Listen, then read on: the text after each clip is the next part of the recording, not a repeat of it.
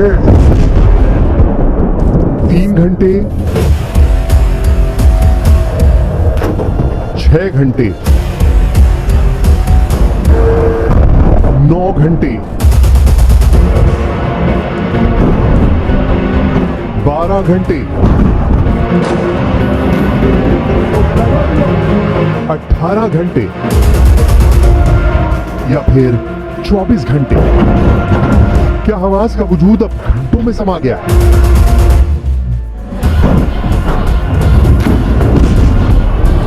क्या आधी रात को हमास के लड़ाके हथियार रख देंगे?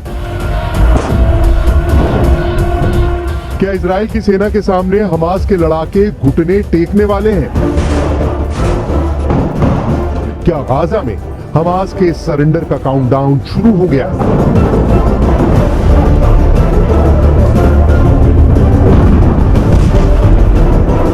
हमास के अंडरग्राउंड हेडक्वार्टर को इजराइल की सेना ने घेर रखा है। इजराइल ने दावा किया है कि हमास को सरेंडर का मैसेज भेज दिया गया है।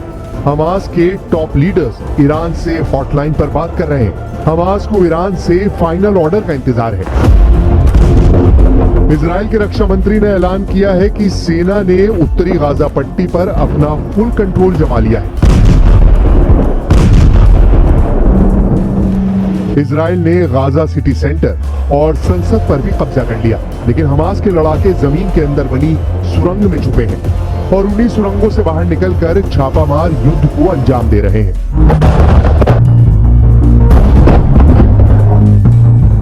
पहला हमला, दूसरा हमला,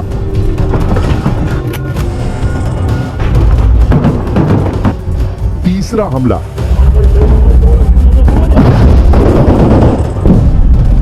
चौथा हमला, पांचवा हमला, छठा हमला।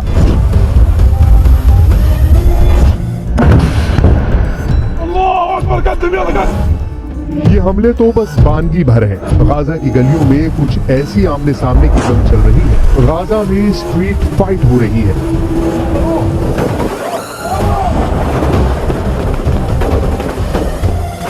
गाजा में अंदर तक घुसी इजराइल की सेना अगर हमास का खात्मा कर रही है तो बदले में हमास के छापामार गश्तों के निशाने पर भी आ रही है।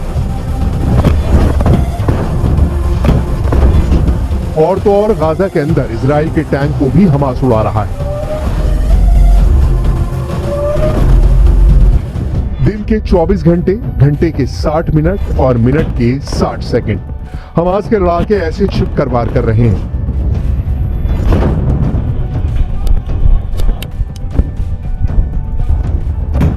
ऐसा सिर्फ ग्राउंड ऑपरेशन में शामिल सेना के साथ नहीं, गाजा में घुसे इजराइल के टैंकों के साथ भी क्या हो रहा है उसे देख लीजिए।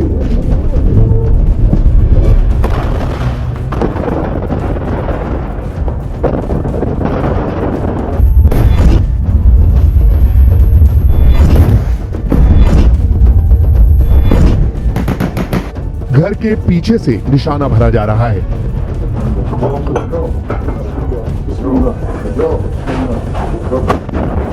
कमरे के अंदर से टारगेट बनाया जा रहा है।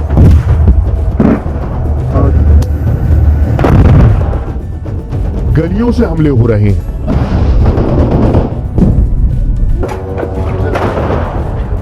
मलबे की आड़ में छिपकर इजराइल के सैनिकों को निशाना बनाया जा रहा है।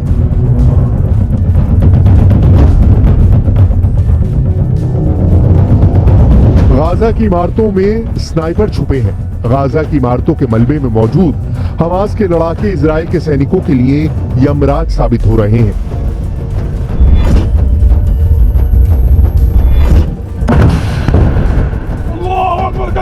गाजा की जो सबसे नई तस्वीरें सामने आ रही हैं, उससे साफ जाहिर है कि गाजा का ज्यादातर हिस्सा खंडर में तब्दील हो चुका है।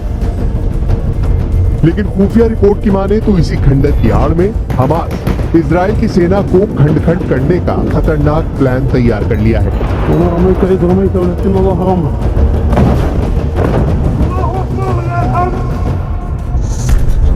हमास का दावा है कि वो इजराइल के साथ स्थायी युद्ध करने की तैयारी में है। स्थायी युद्ध को दूसरे शब्दों में कहें तो लंबा युद्ध, ऐसा युद्ध जो 1-2 महीने नहीं साल तक चल सकता है।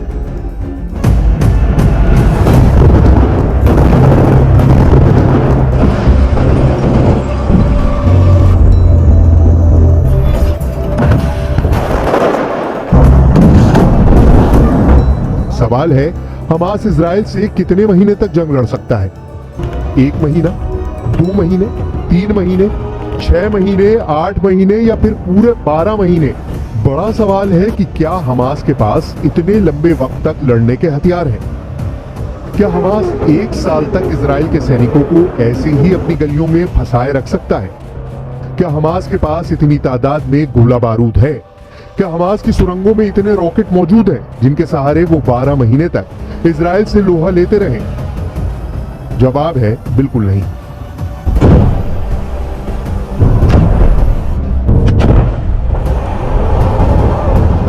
ऐसा तभी मुमकिन है जब अरब देश हमास के साथ खड़े हों। यही वजह है जो हमास अरब दुनिया से मदद के लिए आगे आने की गुहार लगा रहा है।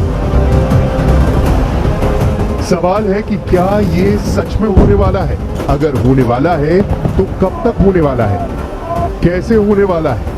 क्योंकि गाजा की जो तस्वीरें आ रही हैं वो हमास के हमदर्दों का हौसला तोड़ने वाली हैं।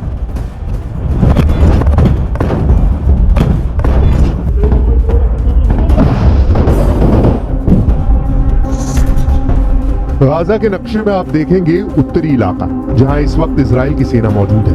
उसने उत्तरी छोर से आगे बढ़ते हुए कई किलोमीटर दक्षिण तक ऑपरेशन चलाया हुआ है।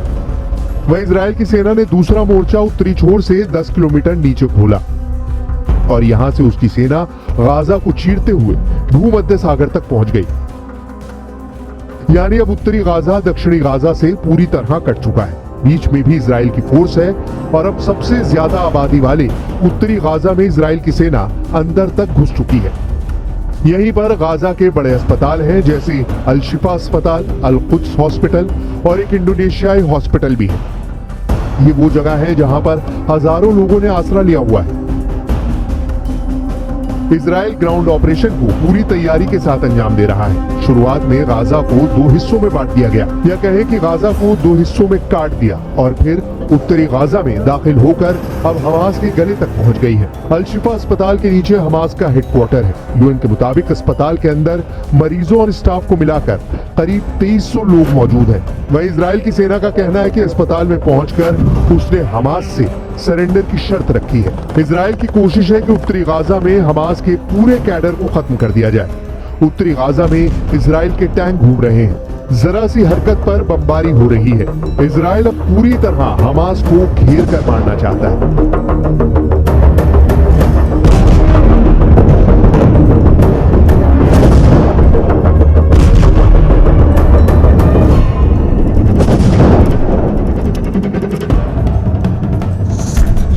क्योंकि इजराइल के प्रधानमंत्री बेंयामिन नेतन्याहू ने संकेत दिया है कि इजराइल का इरादा गाजा से हमास के खात्मे के बाद उस इलाके की सिक्योरिटी अपने हाथ में लेने का है।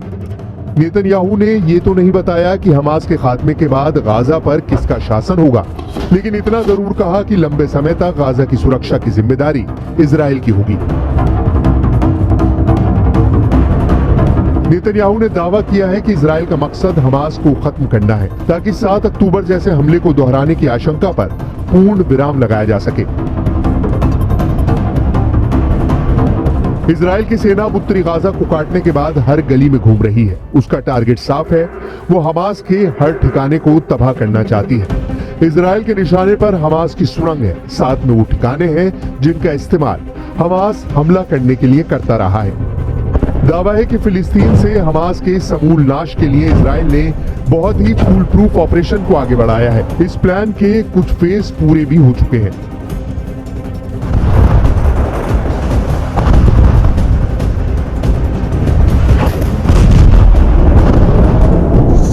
इस ऑपरेशन को इजराइल की सेना 5 स्टेप में बहुत ही क्रूरता के साथ अंजाम देने में लगी है।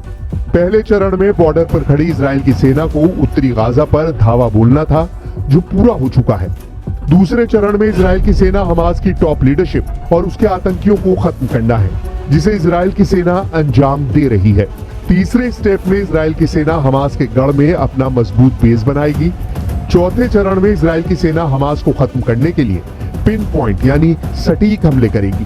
पांचवा चरण अगले 5 साल तक चलता रहेगा। इस स्टेप में इजराइल की सेना 5 साल के भीतर धीरे धीरे गाजा से अपनी सेना हटाएगी, जिसके संकेत नेतन्याहू ने अपने बयान में दे दिया है कि गाजा से हमास के खात्मे के बाद पूरे इलाके की सुरक्षा इजराइल अपने हाथ में लेने वाला है।